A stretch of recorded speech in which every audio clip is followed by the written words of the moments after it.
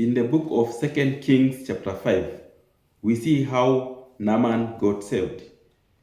And Naaman had leprosy, and he miraculously got saved. And the way he was saved, it's really shocking. Try to imagine if Naaman was praying to God to get healed of leprosy. Then, all of a sudden, a slave girl was brought to his house to serve her wife. And this slave girl is the one who told Naaman's wife to tell Naaman to go and get healed. If Naaman was praying, maybe expected God to come miraculously and he get healed. But God used a slave girl.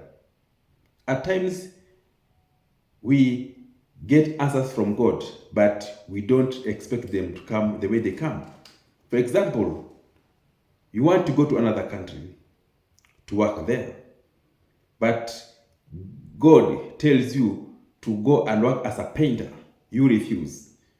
But God knew very well where you're going to work as a painter, He will bring a destiny helper. He will bring somebody to connect you to a place where, to the country where you want to go. For example, if you are praying for God, or you are praying to God to give you a chair, God can give you a tree. So it's your duty to cut a tree and to make a chair.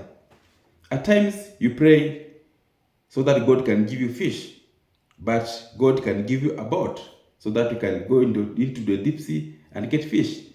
At times, God, maybe you're praying for a wife or a husband, but instead of God giving you a wife and husband directly, He instructs you to go and be an employee of another place. That's where you're going to get your wife or husband. At times you pray for prosperity. You are praying for financial breakthrough. God gives you a book. Then you refuse to read that book. But if you read that book, you get prosperity. And of course, you get what you want. At times you really kneel down. You are praying for wisdom. And you expect wisdom come from heaven directly. No? At times, God will give you friends, people around you. And when you listen to them, they will give you wisdom. Try to imagine you are praying for promotion. Then the boss whom you like, whom you are expected to promote you, gets a transfer. Then God brings you another boss who's very tough.